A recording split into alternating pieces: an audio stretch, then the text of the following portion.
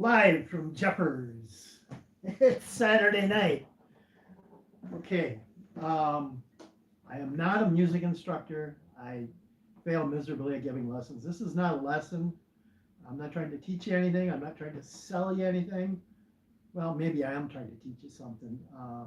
But this is more like a lecture.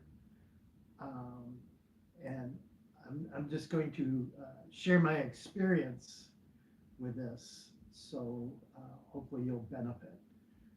Tonight's topic is cowboy chords.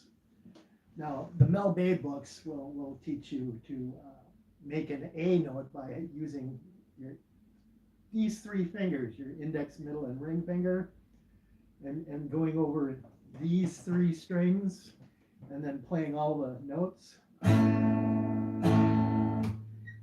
I'm going to tell you, as a performing musician, I never use that. What I use is one finger over the bottom four notes, and I only play four notes usually. This one, this one, this one, and this one.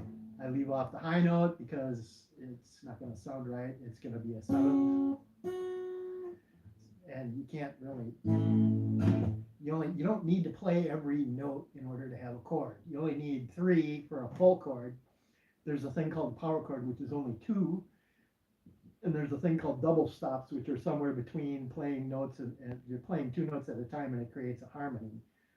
Technically not a chord. Some people call them power chords, but a power chord is technically something different. This is a cowboy chord. So the cowboy chords, by definition, are at the within the first five frets, and like I said, one finger for the A.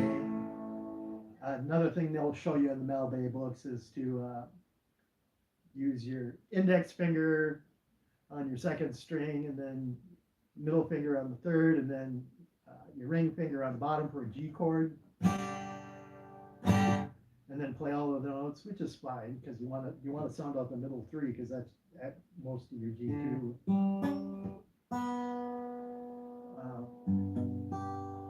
C, there's an octave switch in there. So that's a six-note chord, but only three notes, if you get what I mean. The way I play that as a performer is how do I do that? I use my pinky on the sixth note, and I keep the index finger free.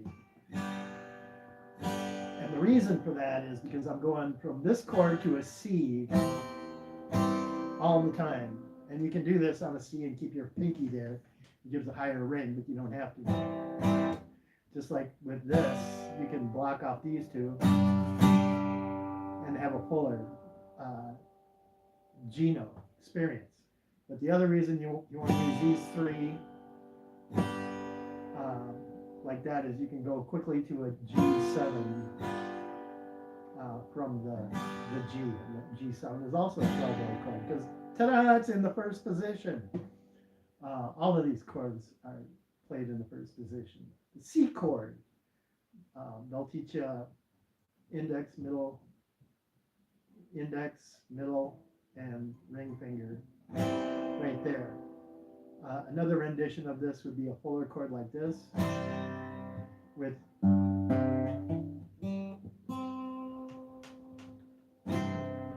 there's a reason for playing them both ways.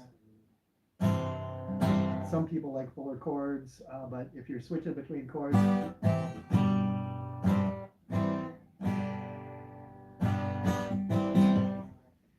then that brings us to the D chord.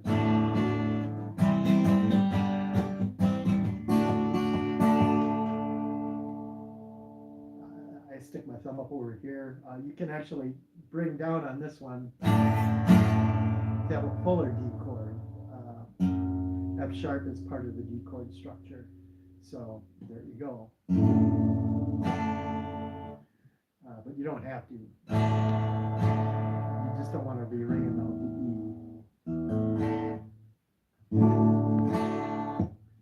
So that's the D chord. So we got A, C, G, D, F chord. Uh, they'll tell you to put both of those strings down with your index finger and middle finger and ring finger, and that's your F chord. And I'll tell you that you only need these three. But if you want that higher ring, you can do that, or you can do it as a bar chord. But that's getting out of the cowboy because we're moving up.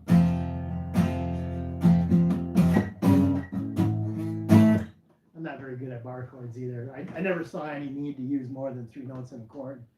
Sometimes it's nice if you're filling out, but yeah. So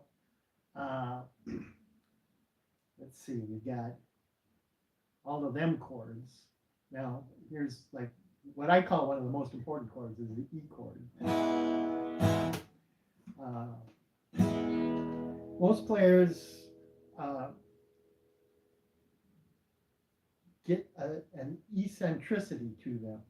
Now, I play a lot of things around the structure of the E chord. Another way you can go is around the structure of the G chord. So you'd be going with the E chord, you want to go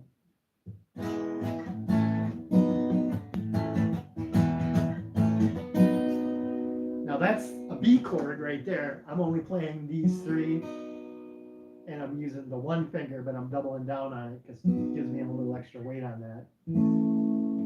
That's the A chord. And I can slide up. But technically speaking, that B chord is not a cowboy chord. Now, where is the B chord? Well, the B chord in the first position is actually hiding above the E chord. That's a B chord right there. So a lot of people will play like a B7. And if you want to make that fuller, you can go with the pinky on the E there, on the high E string. So it'd be, I do this all the time, and here I am stuck.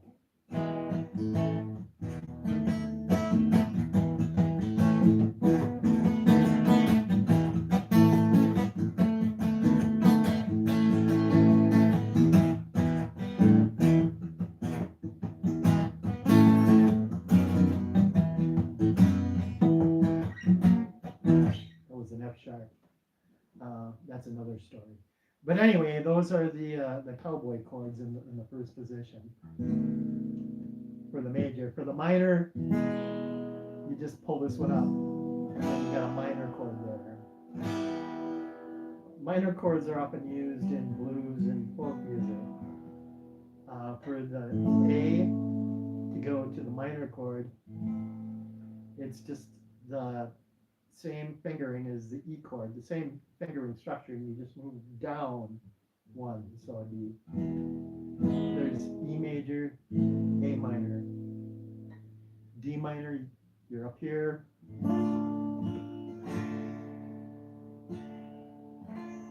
And then B minor.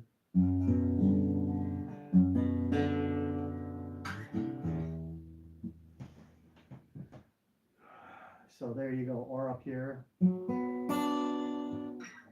The same fingering as the A minor.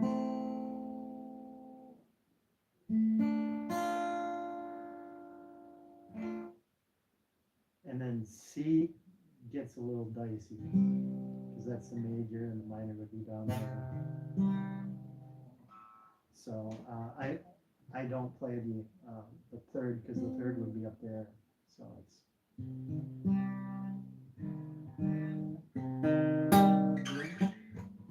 I generally don't play minor C in the first position. I generally play the minor C up here because it's C, B, A. Another one from the cowboy chords would be the 7th chord. That's A major 7, A minor 7.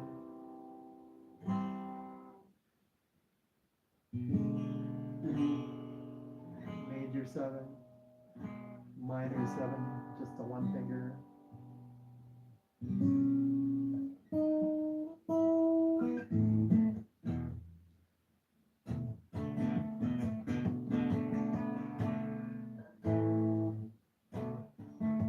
I'm trying to think where to go from here.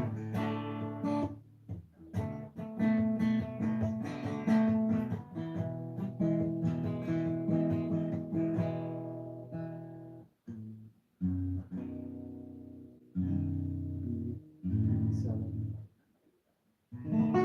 B7. Oh yeah, and C7. So you go from there to there. And the beauty of this is you can bring this anywhere on the fingerboard. That would be a D7.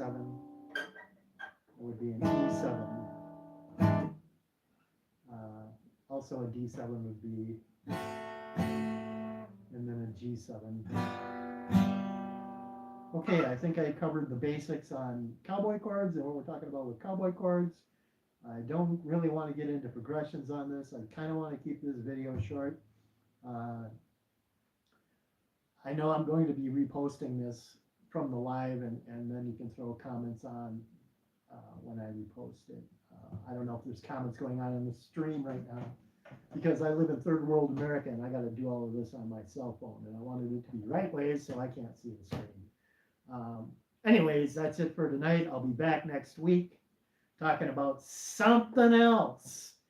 And with that, I bid you adieu.